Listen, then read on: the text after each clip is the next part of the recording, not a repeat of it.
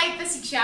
Our today topic is related to Claude Levi Strauss. Claude Levi Strauss का birth 1908 में हुआ and उनकी डेथ हुई 2009 में। स्पेशली उनको स्ट्रक्चरलिज्म के नाम से या स्ट्रक्चरलिज्म थ्योरी के पॉइंट ऑफ व्यू से आज हम रीड करेंगे।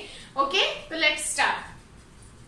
आज आपको लेवी-स्ट्रोक से रिलेटेड जितने भी जो स्मॉल कंसेप्ट में जो डाउट है वो मेरे ख्याल से सब क्लियर हो जाएंगे। अगर फिर भी कोई रहता है तो कमेंट में बता दीजिएगा, बट मैंने अपनी तरफ से 100% कोशिश यही करी है कि अगर आपके जो भी आज तक स्मॉल कंसेप्ट को लेकर स्ट्रोक के बारे में जो भी मतलब डाउट है वो क्लियर हो जाए। Okay, let's begin. सबसे पहले he is a French anthropologist and ethnologist. तो सबसे पहले तो वो एंथ्रोपोलॉजिस्ट थे, उनको फादर भी बोला गया है एंथ्रोपोलॉजिस्ट का, और स्ट्रक्चरल एंथ्रोपोलॉजिस्ट का फादर बोला गया है, और इथनोलॉजिस्ट। तो सबसे पहले तो इन जो ये टू टर्म्स है इनका मीनिंग समझ लेते हैं कि एक्चुअल में ये क्या है। एथनोलॉजिस्ट का मतलब होता है इस फील्ड में हम कंपेयर करते हैं और एनालाइज करते हैं डिफरेंट पीपल्स के कैरेक्टरिस्टिक्स को, कि how different people are same in each and other manner. यानी कि जो डिफरेंट पीपल होते हैं कहीं ना कहीं उनमें कोई ना कोई सिमिलरिटी जरूर होती है। तो इसमें ये होता है एथनोलॉजिस्ट का मतलब। और जो स्ट्रोस थे उन्होंने मतलब एथनोलॉजिस्ट के ऊपर काम किया और उन्होंने बताया है कि डिफरेंट पीपल में भी सेम कोई ना कोई रिलेशन होता है उनके बीच में, डिफरेंट पीपल के बीच में, जिससे कि उनके बीच में कोई सिमिलरिटी जरूर मिलती है हमें। ओके, सेकंड है एंथ्रोपोलॉजी। इथनोलॉजिस्ट का मतलब समझ में आ गया है। सेकंड है एंथ्रोपोलॉजी। एंथ्रोपोलॉजी स्टडी होती है ह्यूमन एस्पेक्ट की, that is related to past and present society. Means ये क्या कह रहे हैं, इसमें भी जो ह्यूमन के जो एस्पेक्ट होते हैं उनकी ही स्टडी की जाती है, बट ये रिलेटेड होती है पास्ट एंड प्रेजेंट सोसाइटी की। यानी कि जो हमारे एंशिएंट टाइम में जो थे वो क्या करते थे, कैसे थे, और आज हम क्या कर रहे हैं, क्या उसमें कोई रिलेशन है या नहीं। मेनली जो लेवी था वो यही शो करना चाहता था कि जो मतलब हमारी जो पीढ़ी जा चुकी है, एंशिएंट जो हमारे पूर्वज थे, उनका रिलेशन आज भी हमारे साथ जुड़ा, और कहीं ना कहीं हम उनके जैसी चीजें अभी भी कर रहे हैं। Okay, स्ट्रोस works also develop theory of structuralism and structure anthropology. Structuralism मैंने पहले ही बताया कि ये स्ट्रक्चरलिज्म से जुड़े हुए थे। स्ट्रक्चर का मतलब होता है कोई भी एक चीज, वैसे ये एक अलग थ्योरी है बट मैं थोड़ा सा एक्सप्लेन कर देती हूँ। स्ट्रक्चरलिज्म का मतलब होता है जब किसी भी चीज को हम एक स्ट्रक्चर में समझें। जैसे कि मान लिया आप किसी बुक को पढ़ रहे हैं तो पहले उसके राइटर के बारे में जाने, फिर उसका इंट्रोडक्शन पढ़े, देन स्टेप बाय स्टेप आप उसके कंक्लूजन तक जाएं। तो किसी भी चीज का स्ट्रक्चर जब फॉलो करते हैं, जैसे कोई भी अगर आप बिल्डिंग बिल्ड कर रहे हो तो उसके लिए पहले उसकी फाउंडेशन तैयार करते हैं, देन आप ऊपर बिल्डिंग बनाते हो, रूम्स बनाते हो, फिर उसके ऊपर अदर रूम बनाते हो। तो उसी तरीके से स्ट्रक्चरिज्म काम करता है। एंड स्ट्रक्चरल एंथ्रोपोलॉजी का मतलब होता है deep structure exist in all culture. Means जितने भी कल्चर हैं उन सब के अंदर डीप कल्चर होता है, यानी कि एक कल्चर का एग्जिस्टेंस होता है जो हमें बताता है कि हर कल्चर कहीं ना कहीं रिलेटेड है एक दूसरे के साथ। ओके, आई होप यहां तक आपको क्लियर हो गया होगा। Next point, Levi show how opposing ideas would fight and resolve to establish the rule of marriage, mythology and rituals. क्या बता रहे हैं वो, ये हमेशा अपोजिंग आइडियाज यानी कि स्ट्रक्चर है किसी भी चीज का, तो वो कैसे होगा अपोजिट, यानी कि day night, man women. Okay, तो हर चीज जब अपोजिट आ जाती है, वेट ड्राई, तो ये भी कहते हैं कि जो अपोजिट आइडिया है ना वही फाइट करते हैं।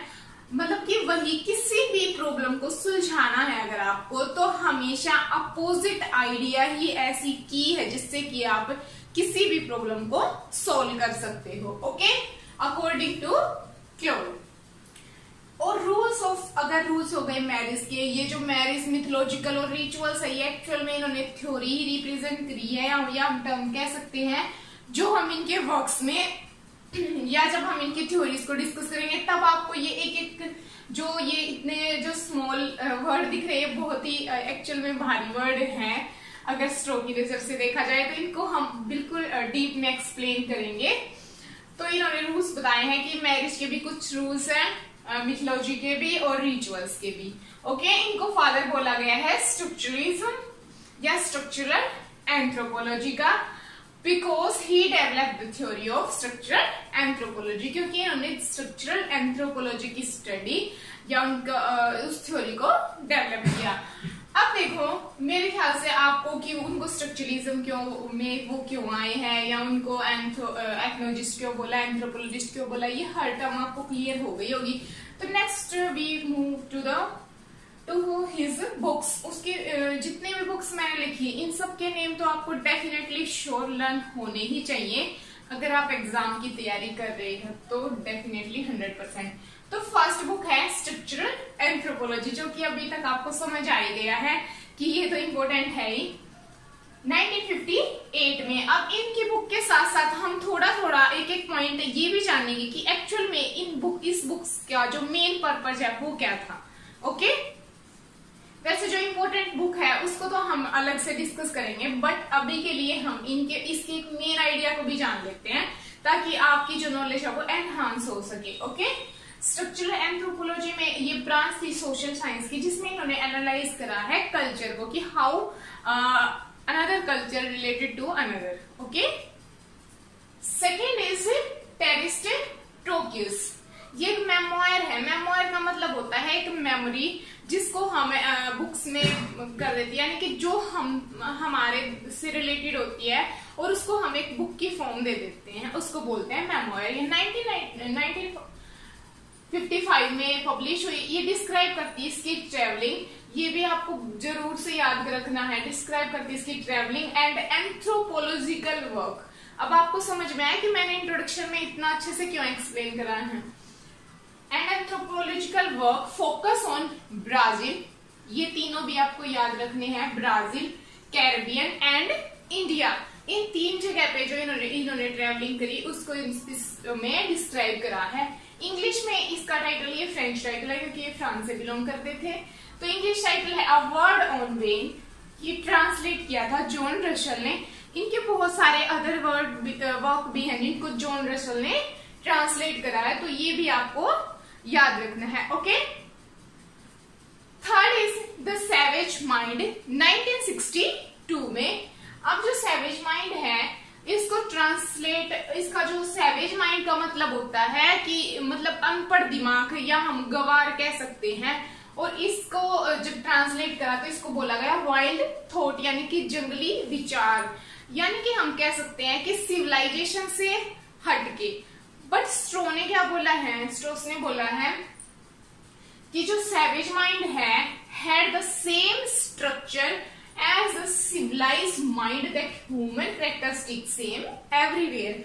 अब देखो स्टार्टिंग में भी उन्होंने यही बोला था कि कल्चर या ह्यूमन कैरेक्टरिस्टिक्स है। एक्चुअल में जो मतलब था एथनोलॉजिस्ट का वो क्या था कि डिफरेंट पीपल हैं, उनका सेम कैरेक्टरिस्टिक्स होते हैं। तो सेम बात यहाँ पे आ गई अभी आपकी कि सैवेज माइंड का भी स्ट्रक्चर, जो सैवेज लोग होते हैं, जो अनपढ़ यानी कि गवार लोग होते हैं, उनका स्ट्रक्चर होता है जो माइंड का, वो भी सेम होता है सिविलाइज्ड माइंड वाले ह्यूमन से। ओके, क्योंकि वो कहीं ना कहीं उनके जो कैरेक्टरिस्टिक्स हैं वो मैच करते हैं। आई होप यहाँ तक आपको क्लियर हो गया होगा। Fourth is the raw and the cooked. अब देखो रो एंड कुक्ड, यहीं से आपको टाइटल में ही कुछ ना कुछ अपोजिशन मिल गई और यहीं से आपको पता लग गया कि हाँ ये पक्का कुछ ना कुछ अपोजिशन के बारे में ही टॉक करने वाला है। तो ये पब्लिश हुआ 1964 में, और इसका एक वर्क था जो आपको याद रखना है, मिथोलॉजिक्स थी। ये एक पूरी बुक थी, इसके अंदर इन्होंने 4 नॉवल पब्लिश करवाए। ओके, उन 4 नॉवल में जो फर्स्ट नॉवल था वो था रो एंड द कुक्ड, 1964 में पब्लिश हुआ। अब रो का मतलब होता है कच्चा और कुक का मतलब होता है पका हुआ।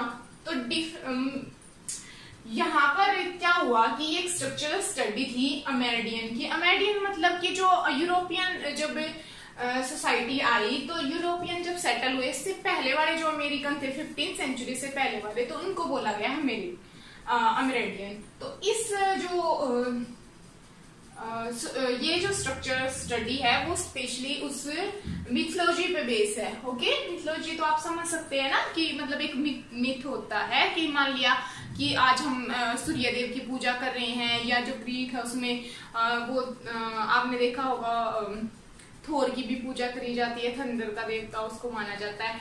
तो इस तरीके से मिथोलॉजी का मतलब होता है जो चीजें हम मानते हैं। In this store right certain category. अब इस वर्क में ही उन्होंने बाइनरी अपोजिशन की थ्योरी दी थी, जो कि बहुत इंपॉर्टेंट है, आपको पता भी होगा। अगर नहीं पता है तो मैं बता देती हूँ। बाइनरी अपोजिशन बहुत ही इंपॉर्टेंट थ्योरी है लेवी की, और बहुत बार एग्जाम में आ भी चुकी है। तो बिल्कुल अच्छे से वैसे डीपली करेंगे इसको, बट अभी के लिए आप कुछ थोड़ा पॉइंट ऑफ व्यू समझ लीजिए। तो इसमें जो स्ट्रोस है right certain categorial opposite drawn from everyday experience with basic concept, कि अलग अलग कैटेगरी हैं वो अपोजिट वे में हमारे आगे आती हैं हर रोज के जब हम एक्सपीरियंस करते हैं। और क्या कह रहा है ये, विद बेसिक कंसेप्ट के साथ, जैसे raw cook, fresh rotten, moist parch. Okay, इस तरीके से हर चीज का अपना एक अपोजिट मीनिंग क्रिएट करती हैं सारी चीजें। Means give the theory of binary position. तो अगर आपसे पूछ लिया जाए तो किस वर्क में जो थ्योरी है बाइनरी पोजीशन की वो मिलती है, तो the raw and the cook. और ये किस बुक के अंदर है, माइथोलॉजिक्स जो इसकी बुक है उसमें 4 बुक्स हैं और ये उसकी फर्स्ट वॉल्यूम है। Okay, fifth work is elementary structure of kinship. अब ये किनशिप एक बड़ी इंपॉर्टेंट टर्म है, बट इसको पहले आप इसके नेम को लर्न करें, ये क्योंकि ये जो है अलग वीडियो में हम डिस्कस करेंगे।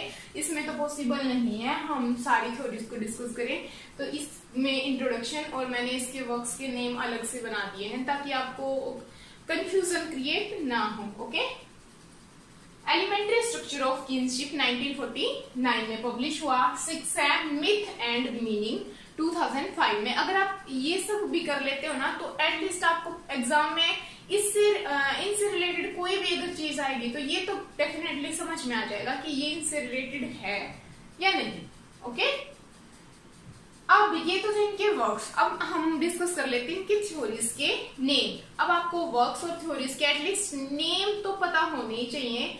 कई बार क्या हो जाता है, राइटर का नाम दे देते हैं, उसकी थ्योरीज का मैच करना होता है। कई बार क्या होता है कि वर्क का या राइटर का नाम दे देते हैं। ओके, तो पहले है इनकी structuralist theory of mythology. Okay, इनको हम डीपली भी डिस्कस करेंगे अलग अलग वीडियो में, सेपरेट वीडियो होगी इसके ऊपर। सेकंड है कुंडली ट्रायंगल। थर्ड है ब्राइकोलेज। ओके, इसको सोसाइटी ब्राइकोलेज भी बोला गया है। फोर्थ है mytheme. Fifth is alliance theory. 6 is mythography. 7 is binary opposition. 8 is myth and kinship. 9 is floating signifier. Okay, ये 9 थ्योरी है जो इन्होंने दी है और इनको हम अलग वीडियो में डिस्कस करेंगे। तो आज के लिए इतना ही। हंसते रहें, मुस्कुराते रहें, स्वस्थ रहें, अपने आसपास सफाई रखें। तो बाय फ्रेंड्स, थैंक यू। अगर कोई डाउट है तो कमेंट बॉक्स में बताएं। चैनल को लाइक, शेयर और सब्सक्राइब कर दें ताकि आगे आने वाली वीडियो के नोटिफिकेशन आपको जल्द मिल जाए। Bye, thank you.